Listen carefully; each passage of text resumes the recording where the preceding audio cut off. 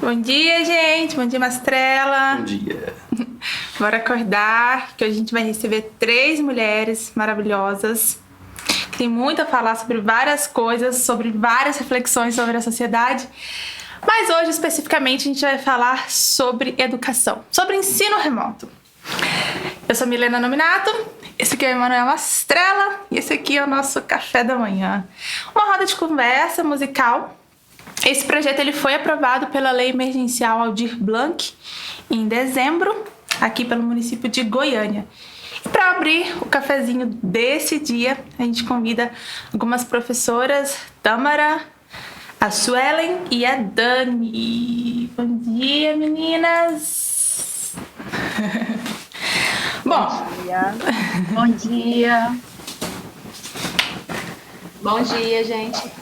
bom dia! Bom, para começar, eu vou pedir aqui para Dani abrir os trabalhos, começando a falar. Dani, quem é você na fila da merenda? Oi, bom dia a todos e todas aqui presentes. Eu sou Daniele, professora de ensino médio, sou professora da disciplina de literatura e da disciplina de redação também. Eu dou aula em escola particular e também trabalho num projeto social voluntário, num cursinho pré-vestibular comunitário que se chama Jovem de Expressão. Sou formada em comunicação, desisti da área porque eu estava procurando um sentido para a vida. Encontrei na docência, já estou aí tem um tempo, muito feliz, apesar dos inúmeros desafios. Enfim, só essa pessoa aqui. Agora, enfim, depois fiz letras, mestrado, e daí a minha vida vai continuando. Vai lá. Tâmara, quem é você na fila da merenda? Bom dia, gente. Sou Tâmara, sou formada em História, em licenciatura em História, com especialização em História e Cultura Afro-Brasileira e Africana. Sou professora do ensino médio, do Fundamental 2 e do Fundamental 1. Essa loucura, né? Eu permeio vários espaços, mas, enfim, dentro de cada um deles, desenvolvendo coisas específicas, né, de acordo com a faixa etária. Também sou professora da rede particular, faz uns 7 anos que eu estou ininterruptamente na sala de aula, gosto bastante da sala de aula, mas vivo várias crises existenciais também, assim, não é um processo fácil, às vezes a gente se pega pensando, meu Deus, como eu vim parar aqui, mas é massa, é muito massa, eu gosto de ser professora, é uma doideira boa. Su. Oi, bom dia, pessoal. Então, meu nome é Suelen. Atualmente eu estou numa escola municipal aqui de Goiânia, uma escola de tempo integral. Atuo com iniciação à pesquisa científica e minha formação é em ciências biológicas. Aí eu prossegui os estudos em educação, ensino, ciências e matemática. E atualmente ainda estou em sala de aula, né, na universidade, fazendo minha segunda graduação em pedagogia, no modo remoto. Então, atualmente eu estou como professora e aluna na pandemia e amo o que eu faço, né? Meus caminhos, eles me levaram à educação sempre e eu amo o que eu faço. Então, assim, tem desafios diários e a gente vai levando como dá, né? Dando o nosso melhor e acreditando que a educação, ela transforma. É isso, gente. Então vou começar com a Su, já que ela terminou a rodada de apresentação. Eu queria saber de vocês todas, mas aí a Su começa a falar um pouquinho como que foi esse processo de adaptação, né, das aulas remotas, como foi lidar também com essa distância dos alunos. Então, gente, assim, quando começou a pandemia, falou, vamos fechar as escolas. Em princípio, pareceu algo assim, nossa, vou inovar, ficar em casa. A gente estava naquela correria do trabalho, então, assim, pareceu que seria uma coisa legal, ia ser tranquilo, né? Só que, assim, o tempo foi passando e, na minha realidade do município de Goiânia, as coisas não foram acontecendo, a gente ficou muito apreensivo, nós professores nos sentimos abandonados pela Secretaria Municipal de Educação, as famílias foram também se sentiram abandonadas, os alunos. Então, foi um processo, assim, muito angustiante, depois que passaram, assim, uns 2 meses, e a gente não via o que ia acontecer. E aí, ok, começaram as aulas remotas, né? De uma forma que eu acho que não foi a melhor forma que eles poderiam ter feito, a implantação de uma plataforma ineficiente. As famílias não tinham preparação tanto financeira, de equipamentos eletrônicos, de internet, de apoio, porque não é só uma questão de ter o computador e o celular, tem que ter uma pessoa ali do lado, porque eu não falei na minha apresentação, mas eu trabalho com ensino fundamental 1, então são crianças, né? Então, assim, normalmente o nosso público são filhos de pessoas que já são analfabetas digitais, que não têm conhecimento, então, uma grande dificuldade. Até hoje vivemos isso. Então, aí, além da questão do distanciamento, né, que a gente perdeu esse vínculo com o aluno, a gente percebe também que nós sentimos falta da criança ali, porque o processo educativo, ele parte de uma construção de confiança, de afetividade, permeia isso também. Então, tá tudo muito desgastado atualmente e em déficit, assim, temos grandes perdas no processo de ensino-aprendizagem nesse momento. É isso.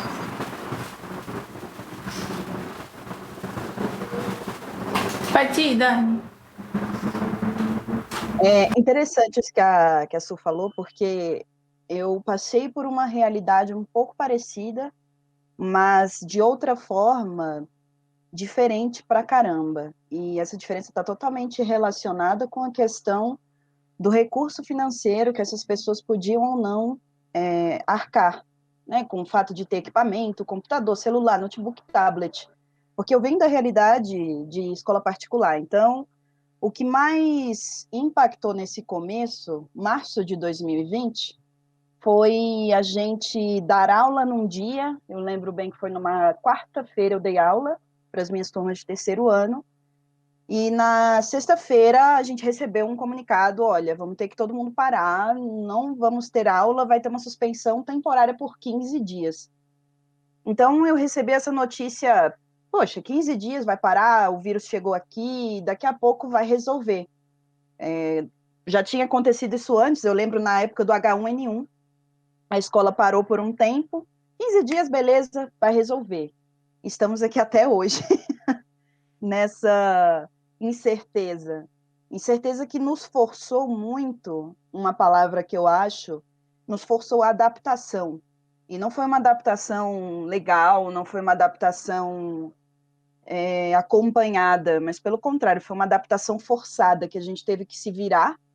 Tivemos que aprender muitas coisas. Eu gastei uma grana com equipamento, com câmera, fone, microfone, enfim. Então, isso me forçou a modificar a minha metodologia de ensino e aprendizagem. Então, isso realmente foi bastante complicado, né?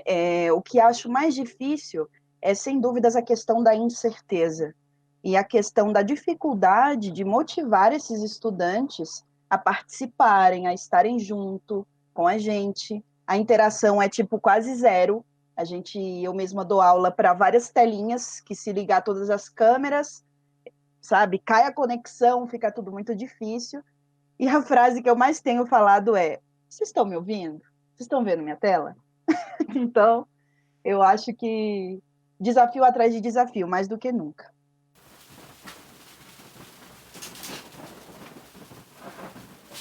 Tâmara. Bem, talvez o contexto que eu dei aula, um dos principalmente, seja um contexto ideal, porque é uma escola particular de um público bastante elitizado, né? Então, do ponto de vista técnico, eu tive muito suporte. Claro que, assim, não me deram um computador, não melhoraram a velocidade da internet da minha casa, né? Eu estou com o computador do meu sobrinho emprestado até hoje, porque é um computador gamer, e aí ele aguenta a onda das aulas, entendeu? Aí o menino tá lá, se jogar videogame, mas ele vai conseguir, né, sobreviver a isso. Então, do ponto de vista técnico, assim, desse aspecto, a escola, uma das escolas, por exemplo, supriu muito bem. E do ponto de vista metodológico, muito bem também, assim, pensando, olha, a gente não está mais em aula presencial. O ambiente, o espaço não é o mesmo. Não tem como a gente reproduzir aula presencial no modelo online. A escola é um espaço que tem que se reinventar. Então, vamos estudar, vamos entender conceitualmente a diferença de aula online, de aula de homeschooling, educação à distância, entende? Aula presencial, os conceitos são diferentes, porque os espaços de aprendizados são diferentes. Então, assim, não dá para a gente fazer o que faz presencialmente. Desse ponto de vista, como eu tive um aparato, uma estrutura, foi massa, foi estimulante mesmo.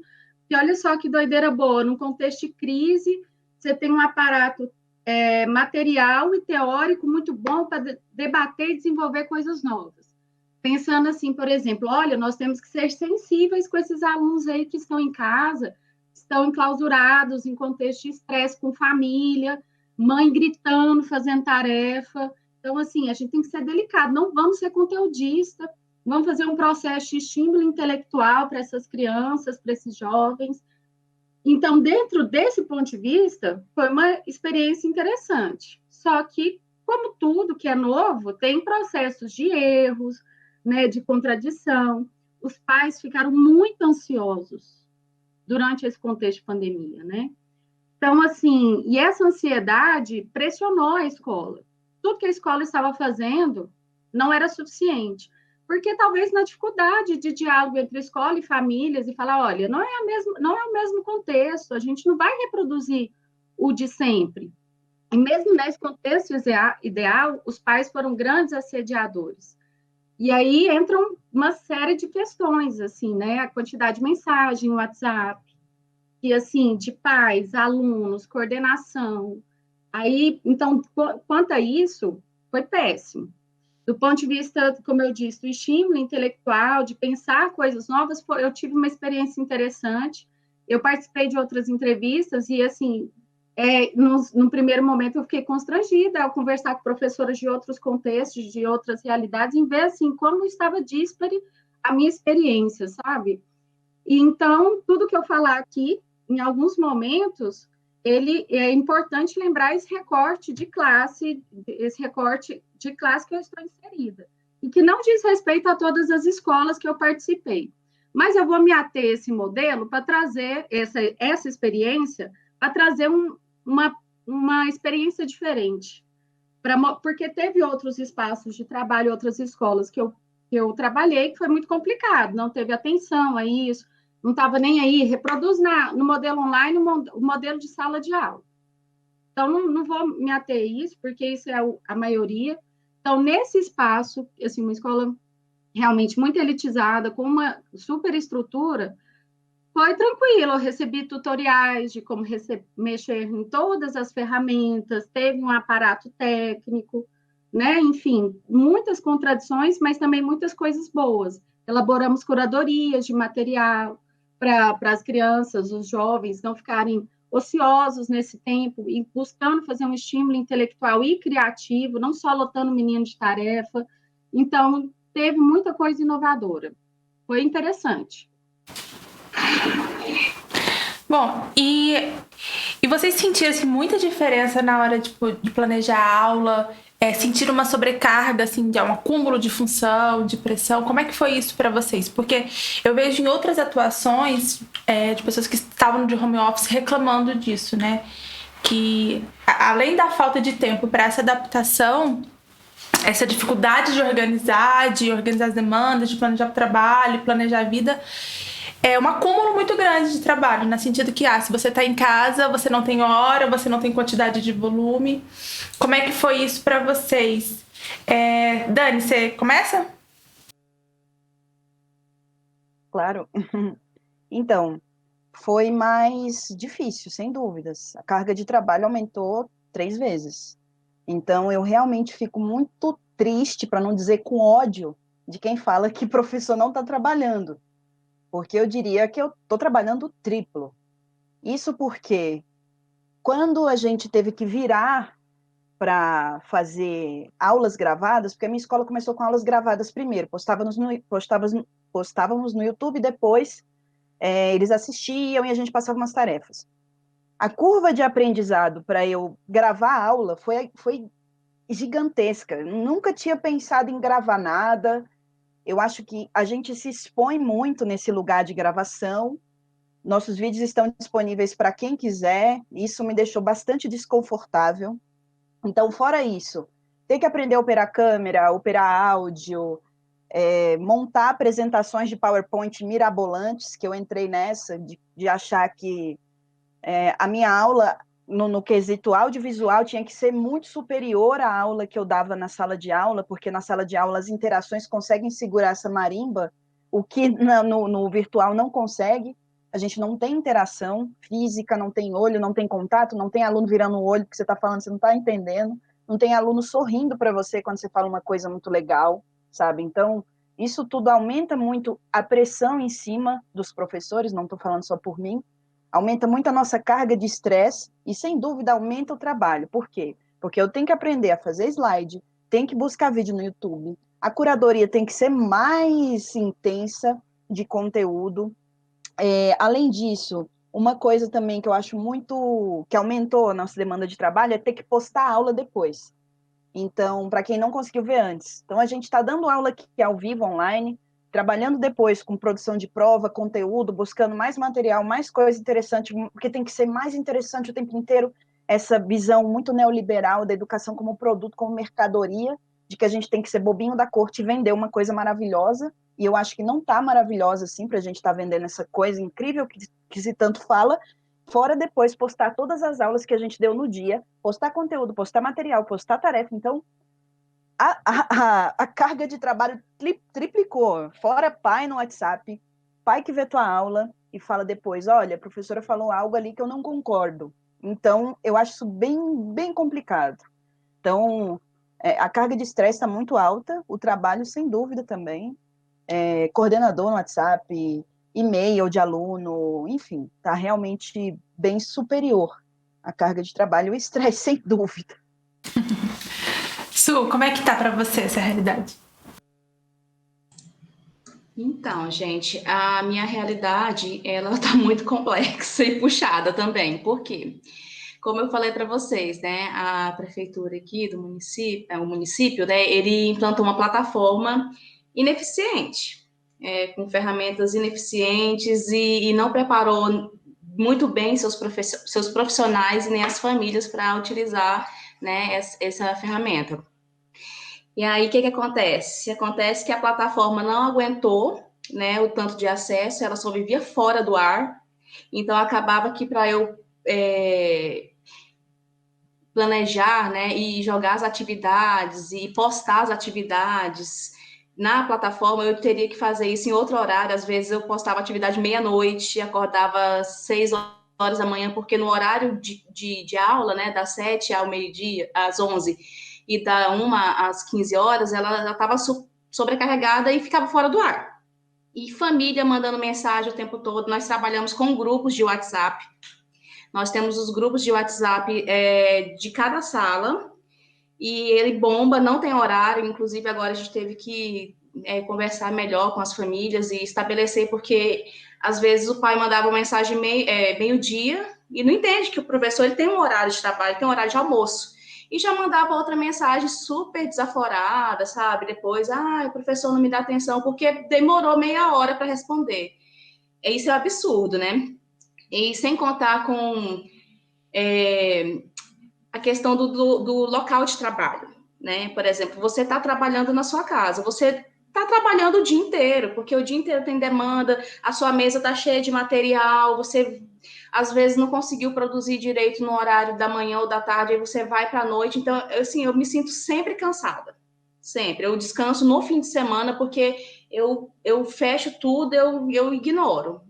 Saio, vou para casa da minha mãe, fico, né, assim, mais desconectada do trabalho. Mas você trabalha o dia inteiro, da hora que você acorda até a hora que você está dormindo, chega mensagem, às vezes, né, de coordenação no privado, as pessoas mandam mensagem no privado, e aí você tem que fazer esse controle, né, de responder e você não ter tempo e horário pré-estabelecido, ou você se render ali e nunca mais descansar. Então, são várias questões. Eu estou me sentindo muito sobrecarregada e tem isso mesmo dos pais acharem que os professores não estão trabalhando. Mas, por exemplo, na nossa situação da prefeitura, a gente depende muito das orientações da secretaria. A gente não pode passar por cima. Eu queria que fosse tudo diferente. Eu queria que fosse muita coisa diferente. Eu queria não trabalhar com essa plataforma. Eu queria poder dar aulas online, né, no Meet, e não tem essa orientação. A gente faz... Eu estou trabalhando com os atendimentos individualizados, que é uma nova proposta que a escola trouxe para mim. Por ser uma escola de período integral, eu faço videochamadas com 3, 4 alunos de reforço. Está sendo lindo, para mim está sendo super gratificante, que é um contato que eu não tive durante meses com os alunos. Eles conseguem se expressar, ver a carinha, né? Igual vocês falaram aí que você não consegue ver a carinha do aluno, a gente consegue ver a carinha, mas assim, é pouco, é muito pouco, porque para o que é necessário nesse momento, para essas crianças, para essas famílias. Tâmara. Eu não entendo essa mania de ficar achando que o professor trabalha pouco, gente. Até o professor mais mal intencionado e preguiçoso, ele sempre está trabalhando muito, não tem para onde correr, não. Oh, meu Deus do céu, dá raiva. Mania, né? Ele não faz isso só com o professor, não, já viu? Mania de chamar o trabalhador de preguiçoso. Aumenta a indignação, né? Mas olha só, quando me perguntam isso, está trabalhando muito? Eu falo, mas, gente, sempre trabalhei muito, sempre entrei madrugada dentro, sempre tive essa cara aqui, ó, de cansada. Vai. A questão é que muda, como as colegas falaram, o viés do cansaço. Olha, vou falar uma coisa, esse assédio de coordenação, alunos e famílias, é assim, é a pior parte. Porque, assim, a parte massa da sala de aula, falando sobre adaptação, né, a gente já perdeu, que é o vício, a vibração ali, ó. Não existe educação sem o fator humano. Sou eu que falo isso, não. É o Freire. Não existe educação sem o fator humano. Então, é igual uma live, sei lá, do Olodum. O Olodum é bom, né? É muito bom, mas a live dele não dá aquela pancada que dá ali presencialmente. É tipo a live do Atocha, né? É igual a live da Atocha. Eu não queria citar para não parecer tendenciosa, eu trouxe algo assim, mas assim, né, popular. Mas é igual a live da Atocha, é boa, gasta uma onda ali no final de semana, assim, mas não tem a mesma pegada. Porque essas coisas que envolvem sentimento, tipo arte, música e educação, precisa da presença das pessoas. Essa parte aí é triste, né? Isso aí, eu perdi o que eu mais gostava de dar aula, que é a molecada, a zoeira, sabe? A zoeira, gente, que saudade da zoeira. O professor passou uma vida pedindo para aluno calar a boca, e agora que a gente tem uma sala de aula toda em mute, dá vontade de morrer. Eu queria que me atrapalhassem. Tá, enfim, mas o contexto é novo, a gente entende isso e tenta desenvolver novas ferramentas e metodologias para superar minimamente. Eu acho bom a ironia da situação, porque tentaram aí modernizar tanto a educação, o governo federal dando uma empurrada em modelo de aula EAD, né? E vamos fechar a escola. E aí, essa pandemia veio para provar que nada substitui o espaço escolar. Até a meninada sente falta da escola. Imagina a gente. Então, essa é a pior parte, né? Do feeling da coisa ali, ó, é bom, né? Enfim. E aí, o outro aspecto péssimo, a exposição, porque o pai não é professor na hora de ajudar, de ensinar a tarefa, de nada, mas ele é professor na hora de interferir no seu conteúdo, que é assim, milimetricamente pensado, né? Elaborado do ponto de vista científico. Isso é um saco, essa fiscalização. Aí, fora isso, tem um assédio de coordenação de aluno e professor no WhatsApp. Olha, você tem que ter uma saúde mental de ferro para passar por isso. Porque não está fácil. Você sabe o que é receber mensagem sábado, 10 horas da noite, da sua coordenadora? Aí você pensa, por quê? Existe um direito trabalhista previsto já, que é o direito da desconexão. Mas isso não existe mais. Esse lance aí do trabalhador, do professor, né, de não trabalha muito, mas essa lógica, né, que a gente nunca trabalha o tanto que é suficiente, você sempre tem que trabalhar mais, essa é uma construção mesmo, né? Desse trabalho que nunca tá bom, nunca é suficiente pra você chegar à exaustão e não conseguir fazer mais nada que não seja trabalhar, né? Isso não é à toa. Bom, então vamos tomar um cafezinho. Ai, minha gata me mordeu. E vamos de música? Bora. Então bora. Annelise Simpson. Eu fui na feira pra te ver. Você não foi na feira, não. É de segunda a sexta, é de segunda a sexta, de segunda a sexta. Eu fui sozinha pra te ver. Alguém pegou na tua mão. Meu coração na cesta, meu coração na cesta, coração na cesta. Minha fruteira está vazia. Burocracia mandou avisar.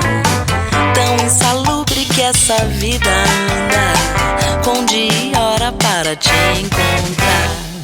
Na terça e quinta antes das 6, mas sábado e domingo não. É de segunda a sexta, é de segunda a sexta, de segunda a sexta. Eu fui a pé só pra te ver. Você pegou um avião. É de ponta cabeça, é de ponta cabeça, de ponta cabeça. A domingueira está vazia. Burocracia mandou avisar. Tão insalubre que essa vida puta, marcando hora pra te respirar. Eu sou a feira pra você. Pastel, banana e limão. É o resto da xepa, é o resto da xepa, resto da xepa. Eu vou na feira pra te ver, mas sábado e domingo não. É de segunda a sexta, segunda a sexta, segunda a sexta.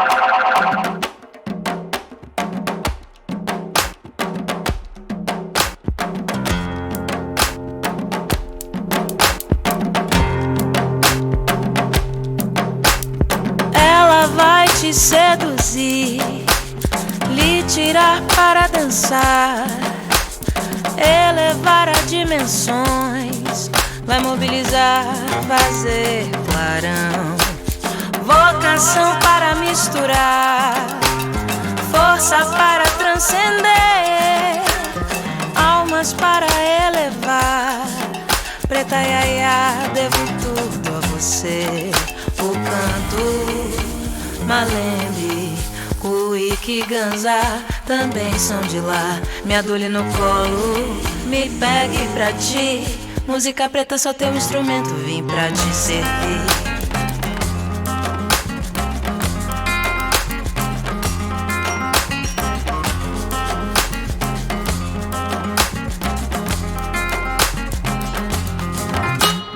Ela vai te seduzir, lhe tirar para dançar, elevar a dimensões, vai mobilizar, fazer clarão, vocação para misturar, força para transcender, almas para elevar. Preta Yaya, devo tudo a você. Ai, eu canto Malembe, Cuíque e Ganza também são de lá. Me adule no colo, me pegue pra ti. Música preta, só tem um instrumento, vim pra te servir. O canto Malembe, Cuíque e já também são de lá. Me adole no colo, me pegue pra ti. Música preta só tem um instrumento, vim pra te servir.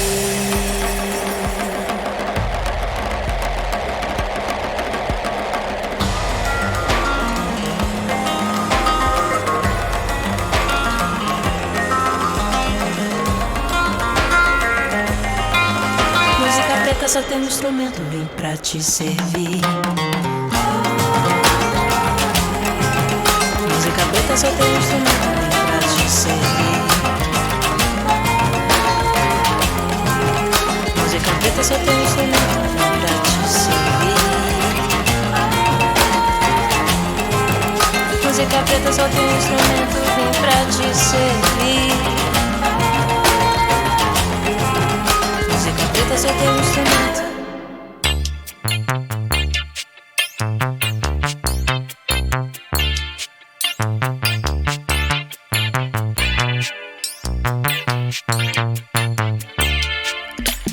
Eu choro para lhe lavar o doiá e canto para lhe dizer que eu danço nas ondas do mar, Soiabá, pro meu povo na terra tremer.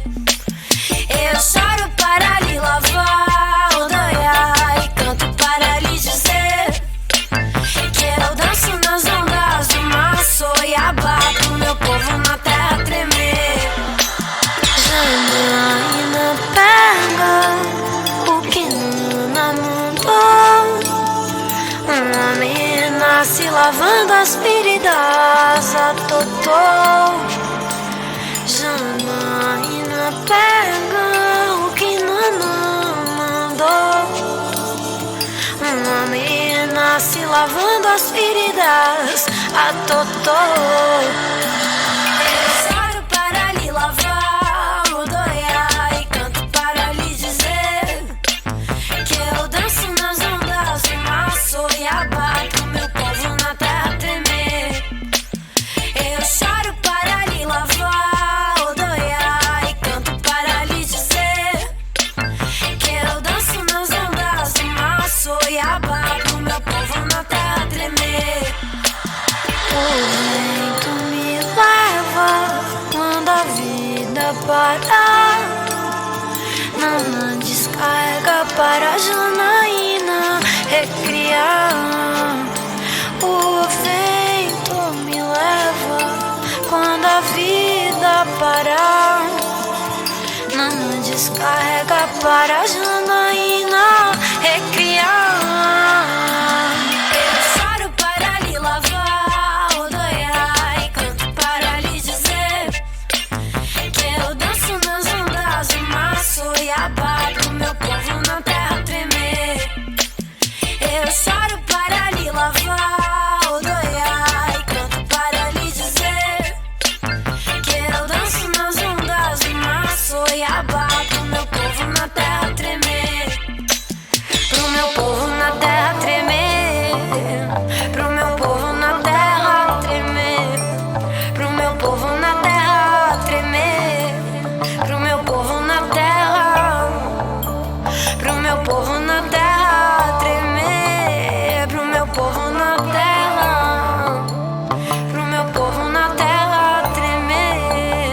Pro meu povo na terra. Bom demais, né? Oh, Bem, isso aí foi Luísa Lian. Antes a gente ouviu Xênia França, né? E começamos com Anelise Assunção. agora saiu, né? Engasgou e não saiu o nome da Annelise. Bom, vou voltar aqui, né, conversar. Eu não sei se vocês já voltaram pro ensino presencial, já voltaram pra sala de aula. Mas eu queria saber, assim, como é que... Se vocês voltaram, como foi esse retorno, né? Se vocês não voltaram, como é que tá essa expectativa? Se sentem seguras em relação a estar de novo na sala de aula? Cada um falar, seria legal cada um falar dentro da sua realidade, né? A Dani que tá no DF, a Su que é do município, a Tâmara que é da rede particular. Dani, vou começar com você para variar. Gente, que saudade que eu tô de um rolê, viu? De uma festinha, essas músicas aí, oh meu Deus. Fora isso, a gente não tem válvula de escape, né, caras? Haja terapia, haja esporte, tá difícil.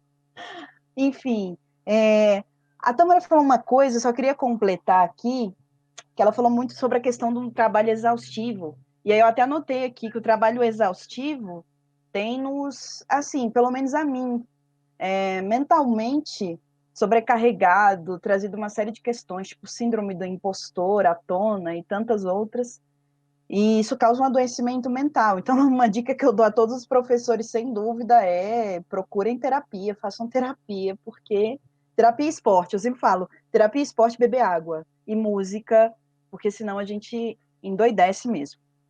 Em relação à aula presencial, eu voltei. A minha escola, eu trabalho numa escola particular, e lá eu trabalho em 2 escolas particulares, na verdade, lá se tem adotado um modelo híbrido, com todas as aspas, que é deixar, assim, uma boa parte dos estudantes em casa e outra parte na sala de aula. E essa volta, para mim, foi muito, muito recheada de expectativa da minha parte, doida para encontrar os alunos, doida para ver os meninos e, enfim, zoar com eles, conhecer cada um. Mas a premissa é de que um grupo vem uma semana, outro grupo vem outra semana e por aí vai. Então, metade em casa, metade na sala, um pouco mais em casa, na verdade, e com distanciamento e toda aquela questão.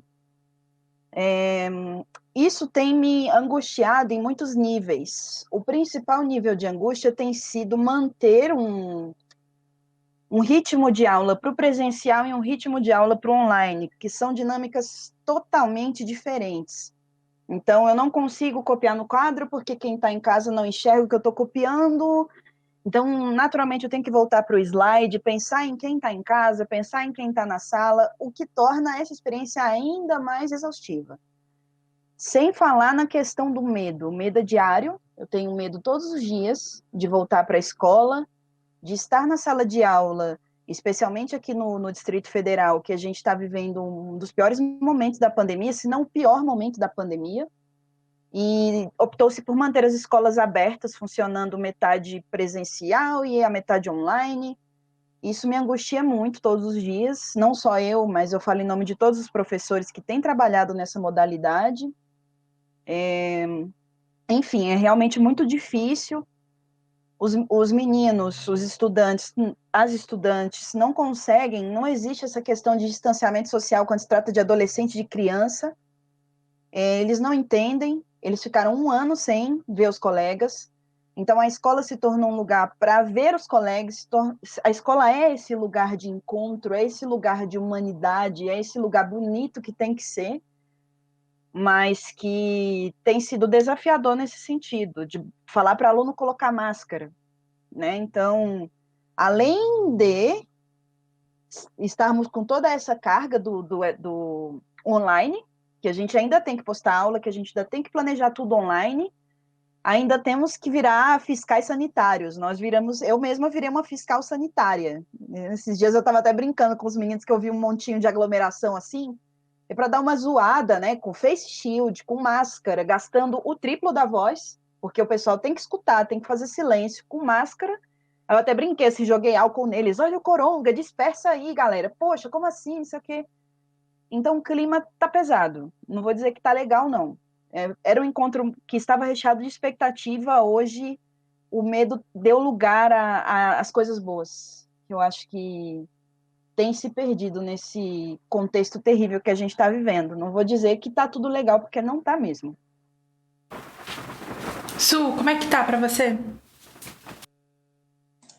Então, não voltamos ainda, né? Estamos no ensino remoto, sem previsão aqui, mesmo porque a nossa classe aqui, e a partir da intervenção dos sindicatos, é muito forte em relação ao retorno dos professores somente com vacina. Isso eu acho bom e eu me sentiria segura somente dessa forma. E é isso, não voltamos ainda, estamos mantendo o ensino remoto dessa forma. Inclusive, eu tive que ir no prédio da escola há um mês atrás. Nossa, eu quase chorei, porque eu vi, assim, aquela escola imensa, aquele espaço de encontro, de troca, de aprendizado, de alegria, de zoeira, como a colega falou. Nossa, a zoeira é o melhor. né? Que a gente aprende muito, a gente troca ali, né? Ganha confiança. E é uma construção linda dentro da escola. Só quem vive isso e ama, assim, eu falo por mim, entende essa emoção, sabe? Eu fiquei muito emocionada e triste de ver a escola daquele jeito, assim.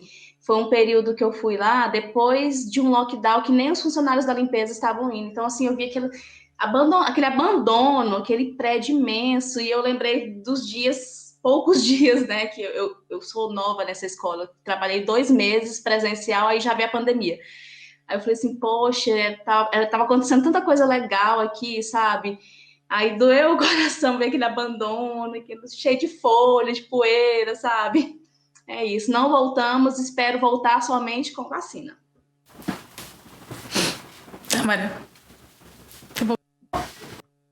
Eu voltei, né, da aula presencial, quer dizer, nessas 3 últimas semanas eu estive afastada de todas as escolas, né, por conta do decreto do estado e acompanhando também o do município. Vou voltar segunda-feira. Bem, nas duas escolas que eu trabalho, uma é aqui em Goiânia e outra em Senador Canedo, né? Elas seguem à risca os protocolos. Então, quanto a isso, ok. E os alunos respeitam. Às vezes as crianças, né, dão uma extravasada, aqui é Educação Infantil Fundamental 1, as crianças dão uma extravasada a mais, sempre rola um motim no recreio. Os adolescentes estão mais conscientes, mas todo mundo usa máscara. Eu acho que é muito mais fácil educar o jovem, inclusive, do que o velho. Eles sabem da consciência da máscara, eles higienizam a mão, mas não muda o fato de que nos tornamos fiscais sanitários, o que é péssimo, né? É horrível ficar chamando a atenção de alguém o tempo inteiro. Mas as escolas estão cumprindo, sim, os protocolos, mas como a gente sabe, não dá para evitar o contágio. Então, eu fico com medo todos os dias. A Dani falou algo muito relevante, a minha voz, eu dou aula com 2 máscaras, aquela cirúrgica e a M não sei o quê. Então, porque isso é uma exigência da escola, porque sabemos que o uso de 2 máscaras é mais eficaz, mas imagina a minha voz. E aí, assim, imagina como minha voz fica. Eu tenho uma sensação de voz cansada, sabe? Assim, daqui uns dias eu vou estar com uma voz de uma pessoa de 70 anos, sem brincadeira. E outra, a gente bebe menos água, porque é sanitariamente difícil você ficar tirando 2 máscaras para beber água. E o melhor remédio para uma voz é água, né? Então, e aí, enfim. Então, seguem os protocolos, mas não tem como garantir que a gente não vai se contaminar, que algo vai acontecer. A gente sabe disso, né? Então, assim, é um paliativo, porque é um debate científico muito grande. A Suelen falou algo muito massa, umas falas anteriores, que é as perdas desse período de aula, de distanciamento social, de aula online, são muito grandes. A gente sabe disso. A gente não pode tampar o sol com a peneira. E isso serve para endossar que nada substitui o ambiente escolar, porque, tá, você quer colocar seu filho no homeschooling? Ok, mas é diferente. Essa quantidade, esses milhões de jovens, crianças, adolescentes, imagina uma criança em processo de alfabetização e letramento. Olha que complicado isso. As perdas, do ponto de vista socioafetivo, a ausência do espaço escolar também é muito grande, porque é na escola que tem os trabalhadores competentes para desenvolver habilidades na criança e no adolescente, coisa que o pai e a mãe, por mais bem intencionados que sejam, não fazem, entende? Não são uma pedagoga, não são professores. E, inclusive, os pais tinham que entender o papel deles nesse momento, que é de ser mediadores. Eles são mediadores. Eles não são profissionais de área. Eles são mediadores do processo. Então, a ausência do espaço escolar cria essa falta muito grande. Tem uma série de teóricos que defendem o retorno à escola por conta desses problemas, dessas questões lacunares.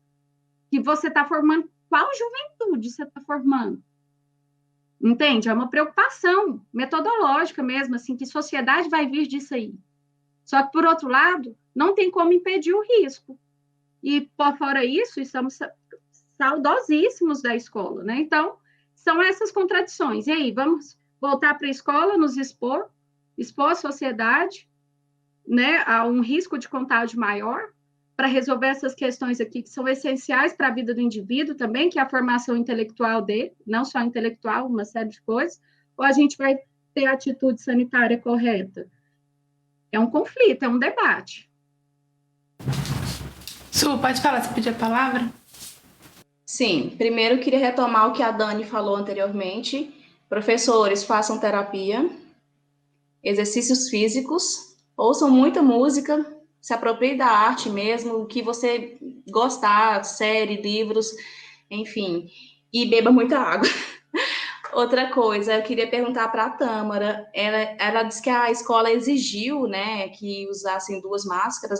Essa escola, ela forneceu esse insumo para você, ou você teve que arcar, como a gente já vem arcando, com uma internet de mais qualidade, com equipamentos mais potentes, né, para aguentar tanta interação e utilização? Essa parte aí do aparato tecnológico que é caro, eles não forneceram, não. Não melhoraram a internet da minha casa, não, entendeu? Eu que me virei aqui. A parte das máscaras, as 2 máscaras por dia, eles forneceram para a gente.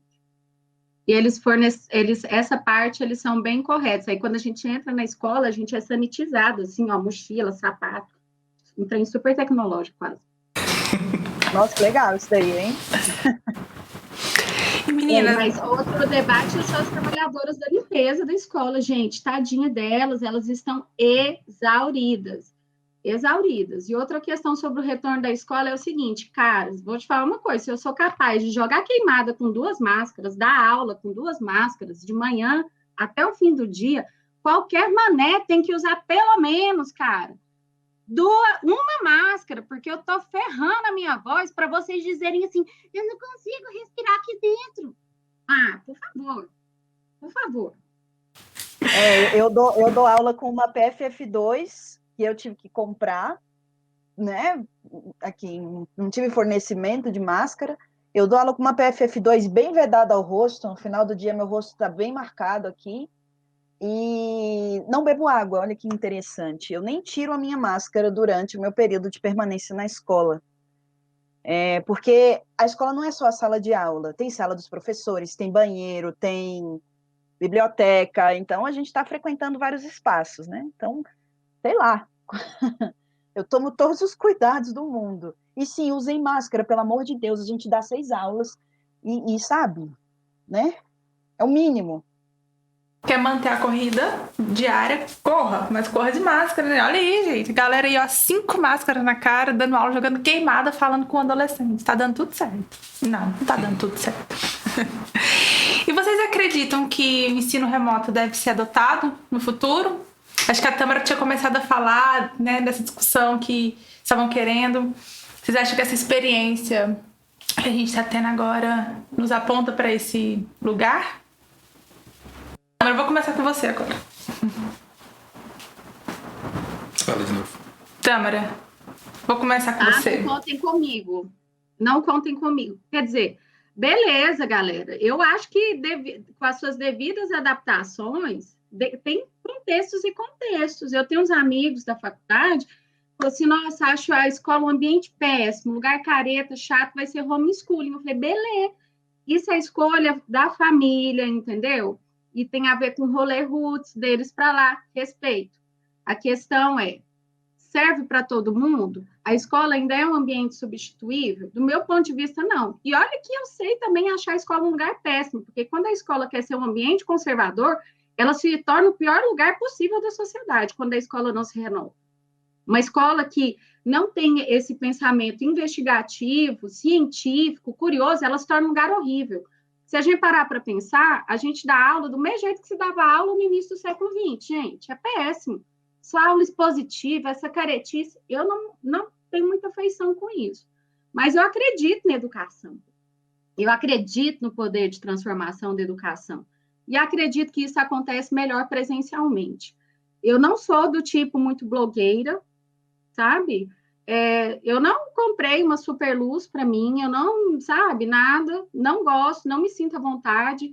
As aulas que foram gravadas minhas, depois que passou o ano letivo, eu apaguei elas das redes, porque não quero, não faço questão, eu não vou criar um canal no YouTube.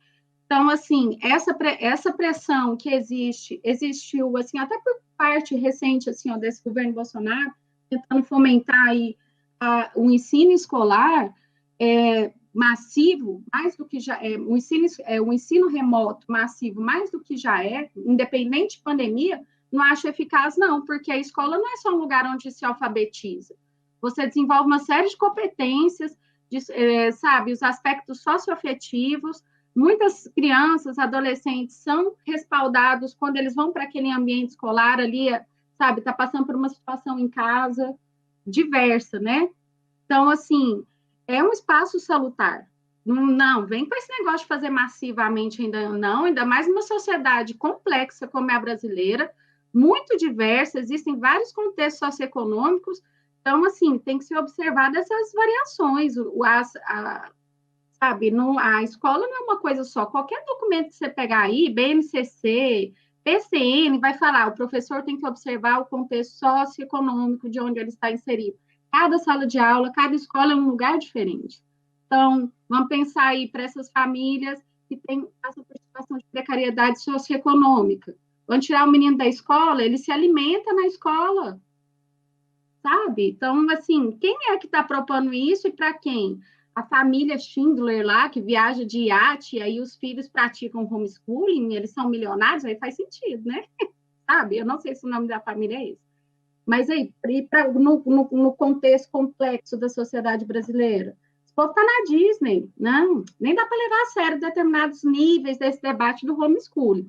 Muita coisa boa dá para ser aproveitada. O professor tem que se armar, se instrumentalizar desse aparato tecnológico aqui, a gente precisa se atualizar realmente, porque a sociedade se renova, o professor tem que sair desse lugar de comodismo mesmo, mas, assim, mudar todo o modelo de educação para o ensino remoto, eu digo, não contem comigo, eu vou procurar outra profissão.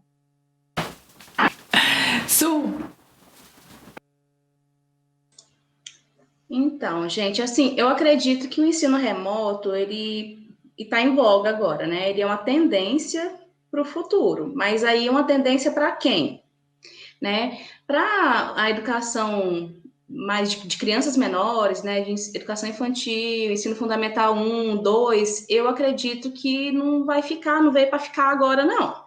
Mesmo porque as crianças, elas precisam desse ambiente escolar, de sociabilidade, né, de trocas, e diante da minha realidade, que eu trabalho com a prefeitura, e o nosso público é um público muito carente, né, financeiramente falando, a escola, às vezes, é um ambiente de...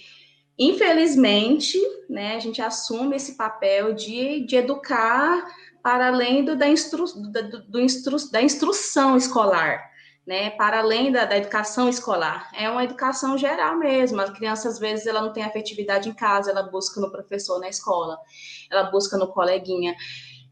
A criança, ela não tem limite, não sabe receber não sabe receber um olhar, às vezes. Então, ela encontra isso na escola. Né? Talvez para um ensino superior, né, já que virou um mercado forte, né, educação superior, a particular, né, virou mercadoria mesmo, para eles compensem financeiramente, porque evita locação de prédios e tudo mais. Inclusive, eu ouvi um relato de uma faculdade aqui em Goiânia que estava dando uma disciplina, tipo, no Meet. Um professor estava palestrando para 600 alunos, eles conseguiram aglutinar várias turmas em disciplinas que pudesse aproveitar o máximo possível. Isso é absurdo, sabe? Isso não está acontecendo ali o processo formativo. Mesmo porque, igual a colega falou, a câmera está fechada, às vezes a pessoa não está nem aí, está ali só pela presença, né? Então, não está aprendendo. Uma coisa é fato, hoje a gente ainda não consegue enxergar isso, mas esse período pandêmico, ele vai refletir nas nossas crianças, né, nos futuros jovens, daqui uns 5, 10 anos, de forma muito negativa, de muito atraso no processo de ensino-aprendizagem, muitos problemas psicossociais, né, e isso também colabora para o aumento da desigualdade social. A gente vai sofrer muito, gente, em breve, nesse sentido, porque o Brasil já é um país muito desigual. E essa pandemia, ela veio só reforçar isso, porque como a colega do ensino da escola particular, né, tem um aparato legal, às vezes os pais, eles podem contratar uma professora particular para estar ali dando apoio nas tarefas, já que o pai e a mãe não estão ali presentes. E os meus alunos? né? Que a mãe nem é alfabetizada, não tem paciência, tem que trabalhar fora o dia inteiro, a criança fica ali. Cara, eu me preocupo bastante. Diante de toda a realidade política, né, que a gente está vivendo hoje, assim, é muito preocupante o que virá ali daqui uns 5, 10 anos. Dani. A Su falou uma coisa muito importante, que é a questão da desigualdade social. Acho que não é mais nem desigualdade, é um abismo social, que ficou ainda mais evidente com essas questões da educação. Em relação ao ensino remoto, eu acredito que sim, que ele veio para ficar, mas estou com a Tâmara, não conte comigo. Porque, efetivamente, eu acho que isso atende ao interesse das grandes corporações, de manter essa galera online, de ter vários alunos por turma, de ter aulas gravadas, de usar os nossos materiais, de usar a nossa voz, de usar nossa propriedade intelectual para abrir para um monte de gente.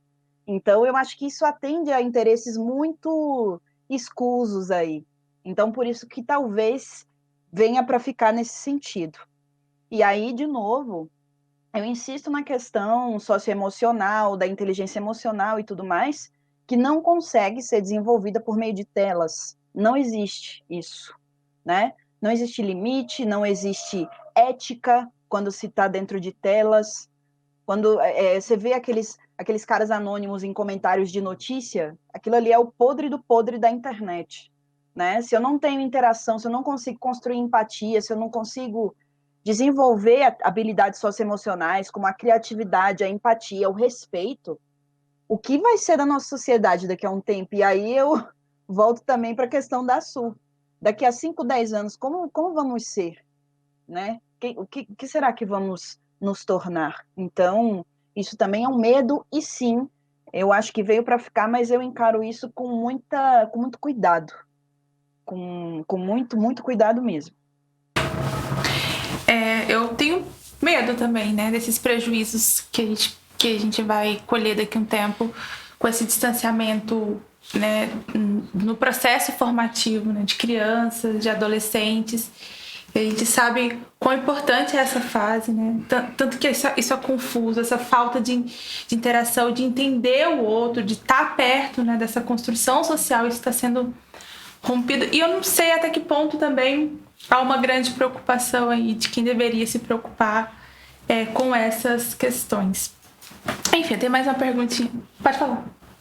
É curioso porque, assim, eu acho que a partir do momento que a nossa aula vira mais um produto do que já é, a gente vira quase um Netflix. Daqui a pouco tem um Netflix de aula. O garoto está assistindo minha aula aqui. Ah, não gostei dessa professora, bota para outra. Então, como que se constrói empatia dessa forma? Né? Tô vendo um seriado, o seriado tá horrível. Ah, não, que preguiça, vou ver outro. Olha tantas opções que eu tenho, né? Gerando ainda mais cansaço, gerando mais estresse e menos empatia. Eu tenho medo. Mas eu acredito na educação mais do que tudo dessa vida. Com medo, mas eu acredito. Pode ir, Tâmara. O ambiente virtual acaba com uma coisa, algo muito importante, que é a diversidade. É a diversidade. Eu não consigo acessar, por exemplo, a diversidade de pessoas que estão aqui. Existe um limite, né? Esse entreposto entre nós aqui, que é o instrumento tecnológico. Então, ali acaba com a diversidade. Outra questão relevante no espaço escolar é a diversidade. A Suelen falou de algo muito interessante sobre os abismos, né, socioeconômicos. Já tem uma projeção para isso, que desse período que nós estamos inseridos agora, entre aqueles que as camadas mais pobres da sociedade e as que não são, vai ter um abismo na formação educacional e intelectual muito grande. E só vai reforçar mais ainda o que a gente já vive aqui, né, que existe uma seleção natural na educação. Quem é pobre, né, não tem acesso a uma educação considerada de qualidade, ele se torna um trabalhador técnico. Aí quem tem grana, acesso a uma educação boa, ele escolhe o que ele vai estudar, ele se intelectualiza, ele vira médico. Então se forma, olha só, você não ensina a população a pensar, você dá profissão para ela. Quase isso hoje em dia, educação. Por isso que o Mesaros diz que a educação não deve ser mercadoria, porque a educação está alinhada com um projeto político, social, por isso que dentro das escolas nós temos os projeto político-pedagógico, que leva esse nome, político-pedagógico, porque existe uma intenção de formar indivíduos e, portanto, uma sociedade. Outra questão problemática do ensino remoto são com os alunos com deficiências cognitivas. E não só cognitivas, também questões... o mundo é muito capacitista, né? Um deficiente visual, galera, deficiente auditivo, um aluno com TDAH, como é que vai ficar 3 horas na frente de uma tela? Ou, sabe? E, assim, fora que o Bolsonaro já quer separar, nossa senhora, separar, né, alunos especiais dos alunos que não têm questões cognitivas e tal. Isso é péssimo. Espaço escolar tem que ser um ambiente de pluralidade, diversidade. Nesse lugar aqui, existe menos diversidade. Bom, a próxima pergunta, na verdade, que eu tenho, vocês de alguma forma já falaram que é sobre esse incômodo em estar, né, sendo exposto o tempo todo no vídeo. E aí eu queria que vocês falassem mais sobre isso mesmo. Como é que vocês lidam com essa exposição na internet? Vocês deixam os alunos gravarem as aulas? Como é que é isso?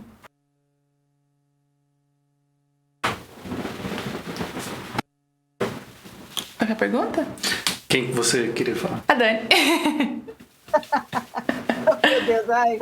Bom, eu odeio. Não sou blogueira, não quero ser blogueira, não quero ser influencer, detesto pessoas sabendo da minha vida, enfim. Eu acho terrível, eu acho péssimo, eu tenho medo de vídeos meus, eu tenho medo de pessoas usarem minha imagem indevidamente, eu sei que deve acontecer, sabe? Eu não fico psicada com isso de jeito nenhum, mas sei lá. Um dia eu até postei uma foto no Instagram e os alunos pedem para nos seguir. Os meus perfis são todos bloqueados, mas eles pedem para nos seguir. Eles, professora, me deixa de seguir a senhora no Twitter, no Instagram. Falei, deixo, mas lá eu não sou professora, tá? E aí eu postei uma foto no Insta e um aluno fez uma puta montagem, assim, super engraçada. Eu ri depois, mas eu falei, gente, cara, a nossa imagem tá para o mundo, né? Então, eu não me sinto confortável com essa exposição, eu não me sinto confortável sendo assistida por pessoas que não entendem o conteúdo que eu estou ministrando, ou o conteúdo, uma conversa. Eu não me sinto de maneira nenhuma confortável. Já abrindo aqui para esse momento, eu acho péssima essa exposição, de verdade. Me incomoda muito, em vários aspectos. Tâmara.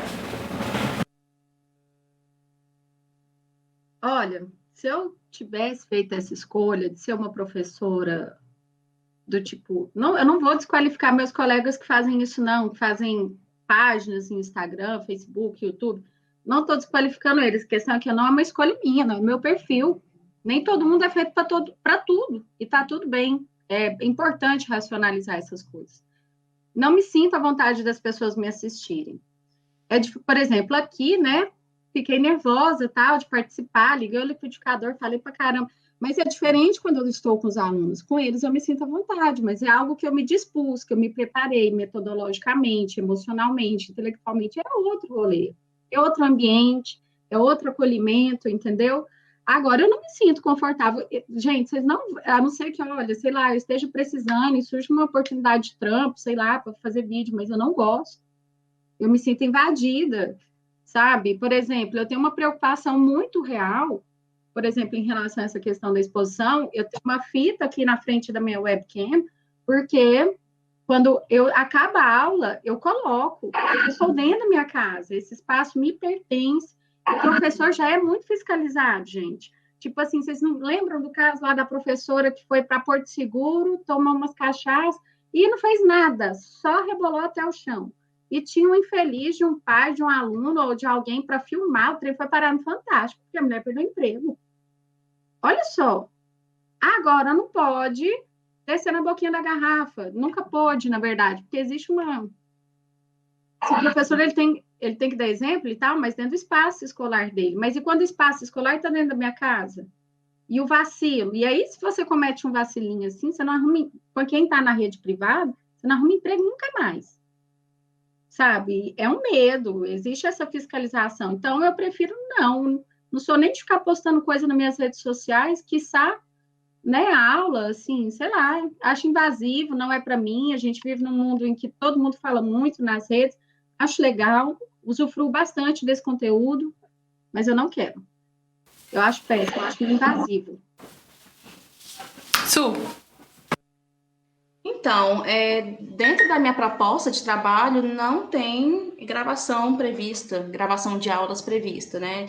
Eu trabalho com aulas por videochamada, para um grupo pequeno, não é gravado, então, assim, eu não me sinto como as colegas, né? Essa questão da exposição e tudo mais. Mas eu também não ficaria à vontade, né? Não sou blogueira, não tenho essa intenção. Gravei, sim, uns 4 vídeos explicando uma atividade bem específica. Quem assistir não vai entender e vai ser bem desinteressante, porque foi explicando uma atividade específica, né? Tá no YouTube, e bom que a Tâmara me lembrou dessa questão de apagar tudo depois, porque não tem interesse em crescer canal, em ter seguidores e tudo mais. Mas eu faço das minhas palavras, se eu tivesse na realidade das meninas, que a Dani e a Tâmara falaram, super pensa igual. E as aulas de vocês são gravadas, mesmo nos encontros do Meetings, vocês deixam os meninos gravarem? Porque eu tô perguntando isso porque eu sei de uma amiga que tá numa aula de estágio docência do doutorado. E os professores não deixam gravar, porque já teve caso de uso de fala descontextualizada e professores sendo processados por conta disso. Tâmara. A Dani tinha pedido a fala antes, eu acho que deixa ela falar e depois eu falo. Boto fé para ela não perder o raciocínio. Rapidamente, eu só queria falar sobre a questão da privacidade também, que a Tâmara falou da fita isolante na webcam, tá aqui, sabe? Medo real. E aí eu vou passar a palavra para ela, porque a questão da fala descontextualizada é muito importante isso daí. Esse medo é porque a gente sabe como qualquer coisinha pode se transformar num transtorno quando você é professor, entendeu? As pessoas são mal intencionadas, né? E o professor é uma pessoa normal, ele dá rata, dá vexame, tem vida pessoal, sabe? E aí, gente, no caso da colega lá que foi para Porto Seguro, gente, quando eu vi aquilo, eu fiquei com dó. Olha só, o professor não pode tomar umas pingas e dançar. Não, isso é um absurdo, que hipocrisia, né? Enfim, nem vou entrar nisso. Minhas aulas não são gravadas. Houve um contexto em que, no ano passado, em uma das escolas, no período de adaptação, aí eles começaram a dar aula, olha só, né? Começou a dar aula por live do Instagram. Aí essas lives ficavam gravadas. Aí, quando passou o ano letivo, eu achei isso bem precário, inclusive. Meu patrão que não me assiste. Mas, assim, achei precário, achei péssimo. Aí, quando passou o ano letivo, esse direito de imagem é minha, tá entendendo? Não assinei nenhum contrato com a escola a esse respeito. Eu fui lá e apaguei todo mundo. Você tá louco eu ficar numa rede social dando aula? Não fiz essa escolha. Então, hoje em dia, nenhuma aula é gravada, e se me propusessem isso, eu acho que eu seria reticente a esse respeito. Eu não faria isso sem um contrato, por exemplo. Sério mesmo. Porque eu acho que tem que problematizar um pouquinho mais o uso de imagem, rede social, né? Igual a Dani falou, pegaram uma foto e fizeram algo legal. Já aconteceu isso comigo, mas quando isso acontece, eu fico, ai, que delicado. Não sei se eu quero isso sempre, sabe? Enfim, essas coisas. Mas não são gravadas mais. Dani, suas aulas são gravadas? Você deixa os meninos gravarem? As minhas aulas são gravadas, eu tive que assinar um contrato de uso de imagem e de voz, e as minhas aulas são gravadas, elas ficam disponíveis por um tempo, salvas em um drive, onde os alunos podem acessar para assistir depois, porque ou a conexão não prestou, ou não podia estar no momento, pode assistir depois. O que eu acho, sinceramente, que não assistem, eu não assistiria a aula depois, gravada, qual graça que tem? Para mim não tem nenhuma. Então, eu sim, tive que assinar um uso de voz e de imagem. Os meus alunos, eu não posso falar, você está proibido de gravar minha aula, não posso. então eu acredito que eles podem gravar alguma fala minha. E não sei, uma vez eu estava dando uma aula sobre o Grande Sertão Veredas, foi até engraçado. Dando uma aula sobre o Grande Sertão Veredas, e aí eu comentei brincando, assim, eu falei, nossa, gente, o pessoal fala que antigamente não existia transexualidade, mas olha aí, é Diadorim é trans, não sei o que, fiquei problematizando isso com eles. E eles adoram isso. Mas, ao mesmo tempo que, sei lá, 90% da turma adora, problematiza, brinca, tem 1% da turma que tira foto daquilo ali, que grava a professora falando que pregando ideologia de gênero na sala de aula. Então, assim, isso é muito delicado, aconteceu comigo, e hoje eu tenho bastante cuidado com o que eu falo. Então, cansaço triplo. Mais uma preocupação, né? Você falou do uso de imagem, a gente estava comentando aqui agora, porque todo material que a gente vai fazer de audiovisual tem um documento, né? Você vai dar uma entrevista, você pede, não sei o quê. E a gente estava conversando com isso. Será que os professores recebem esse documento? Será que eles de fato autorizam, né? Bom, tem que autorizar. Se você falar assim, não quero autorizar o uso da imagem. Ah, entendi, tudo bem. Você não tem muita opção também, então tchau, né? Veja. Bom, a Suelen, eu acho que, como ela não tá ainda, né, eu vou já passar pra próxima. Pra próxima, que é pra uma estrela. O que a gente vai ouvir agora? Então, você conhece Metá? Eu conheço. A maior panela paulistana possível. Na verdade, o som da Jussara Marçal com o Kiko Dinucci, e eles fazem isso. Aí tem Kiko Dinucci com o Jussara Marçal, com participação de Kiko Dinucci e por aí vai. Resumindo, Jussara Marçal e Kiko Dinucci.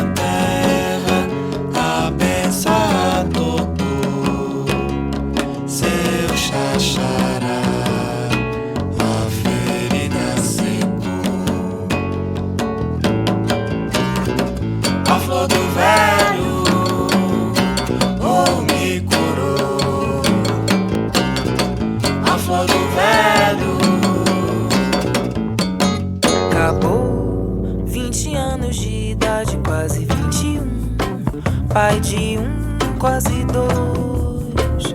E depois das 20 horas, menino, volte pra casa, acabou. Ô Neide, cadê menino?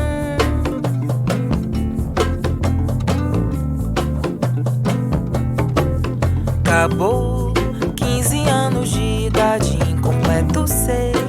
Eram só 6 horas da tarde, acabou. Cadê menino?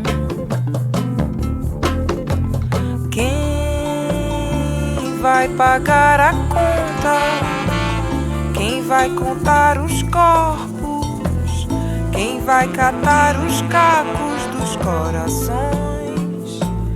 Quem vai apagar as recordações? Ei, ei.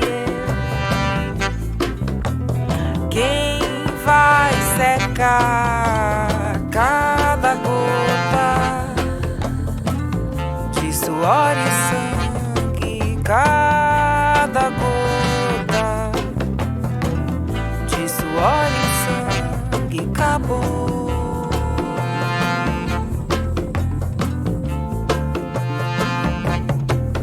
Acabou, 20 anos de idade, quase 21.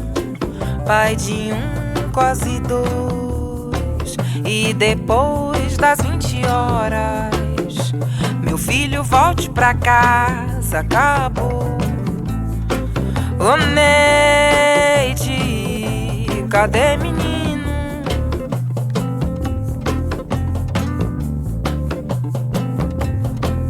Acabou, 15 anos de idade, incompleto 6. Eram só 6 horas da tarde, acabou. Cadê menino? Quem vai pagar a conta? Quem vai contar os corpos? Quem vai catar os cacos dos corações? Quem vai apagar as recordações? Ei, eu. Quem vai secar cada gota de suor e sangue? Cada gota de suor e sangue acabou.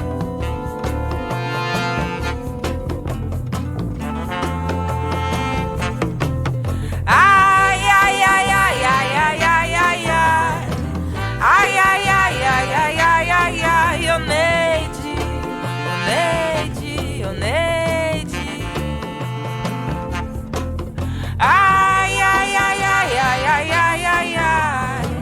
Ai, ai, ai, ai, ai, ai, ai, ai, ô Neide, ô Neide, ô Neide. Acabou. Muito bem. Essa foi Led Luna com Acabou, mas não acabou não, né? Não. Então vai lá.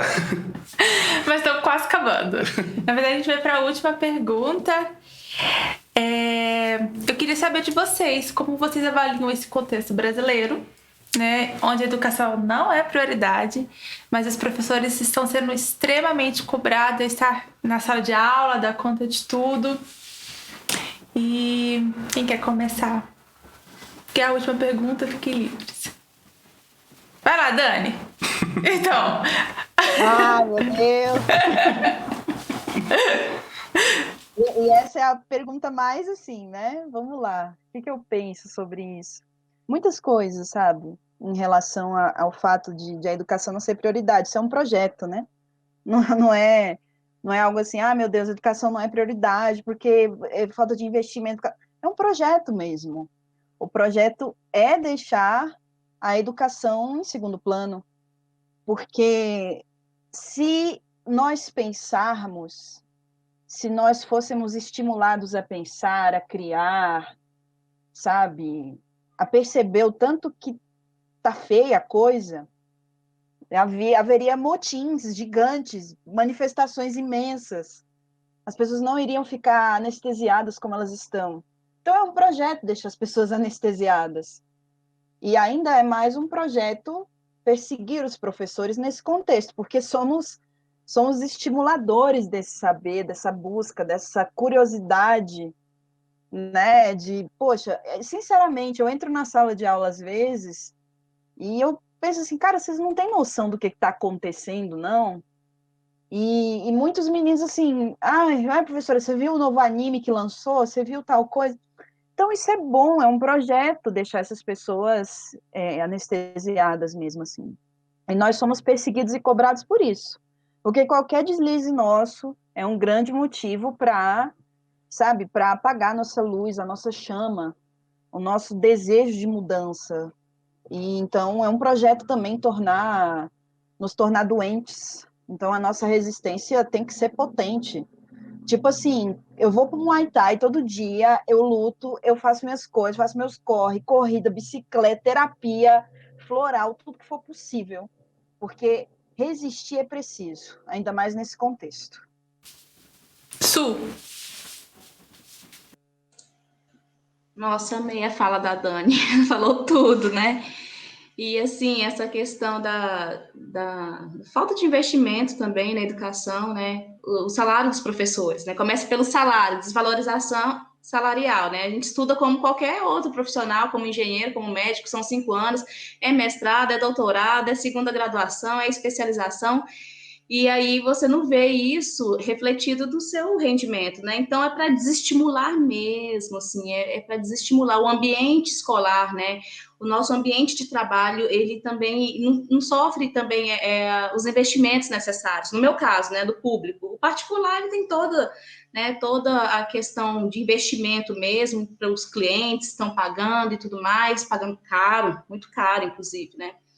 Então, assim, é um projeto de fazer com que as pessoas não reflitam, né, não questionem o que está posto, e é complexo, né? A cobrança em cima dos professores, ela é real, essa perseguição, né? Porque o professor, ele realmente, uma coisa que eu sinto falta da sala de aula é que quando eu entro na sala de aula, é eu e o meu grupo de aluno. Ali, eu sou a dona do pedaço, né? Ali eu instigo, ali eu tenho liberdade para falar o que eu quiser, né? Ali eu planto a curiosidade, eu planto a dúvida, né? E isso eles têm medo, né? Isso é esse projeto de retrocesso que nós estamos passando, né? No cenário nacional do governo federal, eles têm medo de quem pensa, eles têm medo de quem planta a dúvida, eles têm medo de quem planta o questionamento. Por quê? Porque eles estão querendo implantar, né, a ideologia deles. Essa questão da ideologia, né, que eles perseguiram tanto, eles estão fazendo isso tudo, entendeu? O que é errado? A outra ideologia, a que liberta, né? Então, eles estão implantando a ideologia deles, né, bem de retrocesso, para eles continuar dominando o poder, mas tudo que questiona ali o deles, eles estão ali, é processo, é perseguição, né? É um momento muito delicado. Eu nunca achei que eu ia viver isso, né, na minha tenra idade de adulto, e a gente tem que ser muito forte, a gente tem que resistir, como a Dani disse. Tâmara. Eu vou ter que dar continuidade à fala das minhas colegas, né? Que isso é extremamente pertinente, é um momento de resistência. E tem uma fala que não me escapa de uma colega minha, que é professora, inclusive, lá na Letras, aqui na UFG, de que a escola é o termômetro da sociedade. Acho essas palavras bem ditas, inclusive, porque é importante, todo mundo sempre tem um pitaco sobre a escola, né? Mas é importante a gente olhar para a escola e perceber o que está acontecendo, independente do contexto, porque as escolas particulares, por mais ideais que elas pareçam, elas têm uma série de problemas. A educação, quando ela se torna uma mercadoria e ela afirma abismos sociais, ela é um problema. Ela não está dando certo, ela não está funcionando. Então, o momento é de um grande desafio, como professora de história, e trabalhadora. Eu preferia quando os fatos históricos estavam lá no livro didático, e eu, como classe média, vivendo minha vida aqui, ó, bem medíocre. Mas os grandes fatos históricos, né? Porque os fatos históricos acontecem em todo momento e todos nós somos sujeitos históricos. Mas muito mais fácil quando eles estão lá no livro, né? E eu ficava aqui tomando meu leite com pera, mas não rola mais isso. E o que eu fico abismada diante dessa situação, é uma reportagem do Jornal Anhanguera, que eu estava assistindo aqui na TV, professores da rede particular falando, né, sobre o retorno às aulas presenciais, com a cara embaçada e com a voz distorcidas. Eu olhei aquilo, gente, eu falei assim, what the fuck? Tanto que eu já participei de outros podcasts, outros esquemas de entrevistas, né? Porque a dúvida é muito grande sobre essa questão da sala de aula, e eu fui muito mais polida e muito mais contida nos meus comentários, e aí essa situação, assim, de ver os professores como se eles fossem criminosos por se posicionar, eu falei, você quer saber? Eu vou falar. Achei tosco mesmo o negócio do Instagram, sabe? Minha coordenadora me ligou mesmo, sábado, 10 horas da noite, por um assunto que nem era para me dar catracada, era por um assunto que poderia ser tratado na segunda-feira, entendeu? Então, tem que falar isso, porque professor não é criminoso, não, gente. E quando ele se posiciona politicamente, ele tem um direito a isso. Então, para nós que trabalhamos em instituições particulares, não tem problema a gente se posicionar, não. Que medo de perseguição é essa? Por que está distorcendo o rosto e a fala do professor no programa? Porque tem perseguição, gente. Isso é uma realidade que acontece. Isso eu estou trazendo um recorte muito específico para o professor da rede particular, que, eventualmente, ele tem menos respaldo para se posicionar porque ele tem medo de perder o emprego.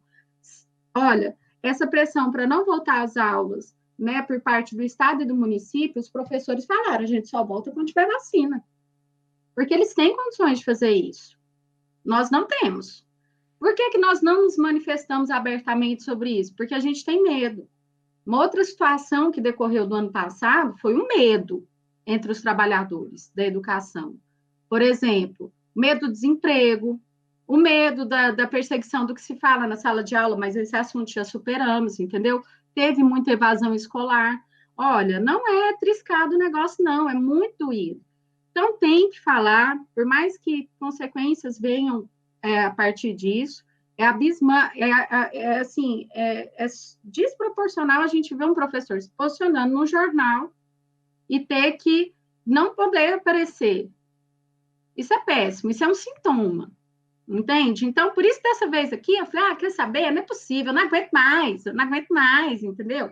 Tudo tem nada bom e tem nada ruim, nós somos adultos, nós temos maturidade para conversar sobre as coisas, perceber contradições, às vezes não concordar com a pessoa e não cancelar ela, tá? Esse é o medo da exposição também.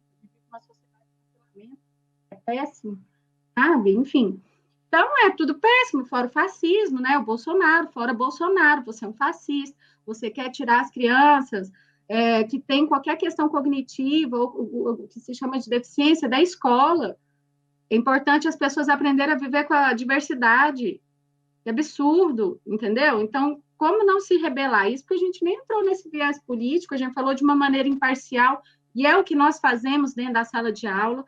Professores são capazes de ser imparciais, o pensamento científico é imparcial, e é isso que a gente ensina. Não é nada diferente disso.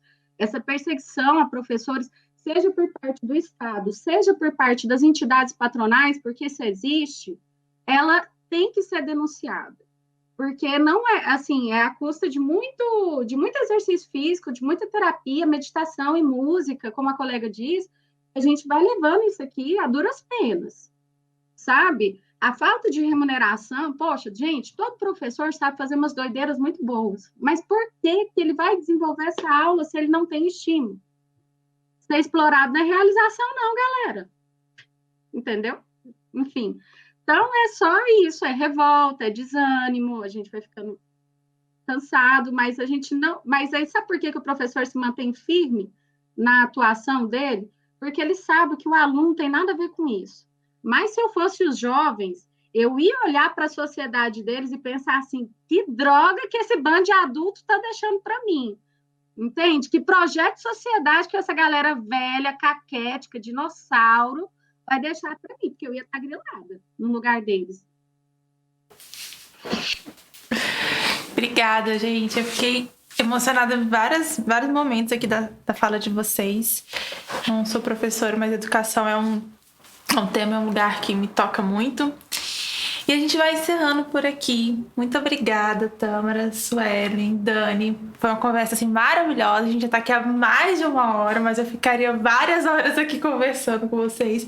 Preferia que fosse numa beijo de boteco? Tomar uma cerveja, beijo, um café? Eu preferiria. Mas, por enquanto... Eu acho que ia ser mais saudável, inclusive, que com café a gente fala muito. Mas então fica para próxima, inclusive para vocês se conhecerem presencialmente, fisicamente, né?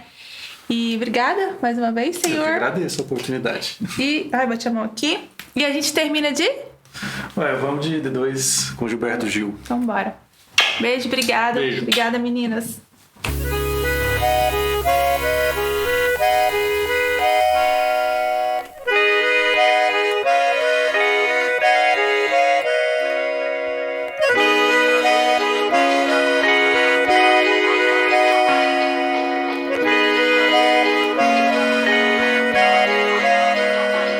Essa é a história de um mulato brasileiro, da malandragem aqui do Rio de Janeiro. Preste atenção no nosso conto e vê se não dorme no ponto pra história que eu vou contar primeiro. Eu busco no mais velhos dos terreiros e tambores. E assim fico mais forte, enfrento medos e minhas dores. No mundo de dinheiro não se tem mais valores, não se separam por classe, cores, escravos e senhores.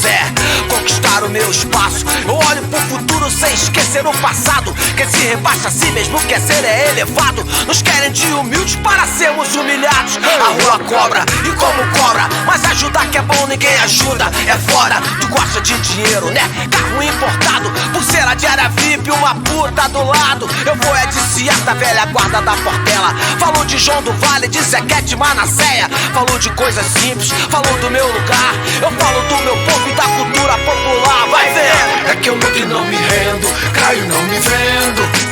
Não recuo nem em pensamento, eu sigo um movimento que pra mim é natural. De quê? De resistência cultural. Eu luto e não me rendo, caio não me vendo. Não recuo nem em pensamento, eu sigo um movimento que pra mim é natural. De resistência cultural. O bicho pega neme aqui na selva de pedra. Tipo o lixo deles abraçou, já era. Te torno militante com medo de militares. Cagou na ideologia e joga ética pros ares. Sou moleque sinistro, entrego meu suor pelo que eu tenho visto, só pra de mal a pior. A paciência é curta, é ignorância tanta. Sei até mato o leão, mas não foge das antas. A rua cobra e como cobra, mas ajudar que é bom ninguém ajuda. É foda nas ruas desse mundo. Eu só quero andar, toda vez que eu dou um passo o mundo sai do lugar. Buscar na sua própria vida matéria-prima. Eu posso até cair, mas dou a volta por cima. Como a chama na lenha, eu me inflamo e me consumo. O que eu toco vira luz, deixo carvão e fumo e canto. Eu luto e não me rendo, caio não me vendo. Não recuo nem em pensamento, eu sigo um movimento que pra mim é natural. De que, Gil? De resistência cultural. Eu luto e não me rendo, caio e não me vendo. Não recuo nem em pensamento, eu sigo um movimento que pra mim é natural. De resistência cultural.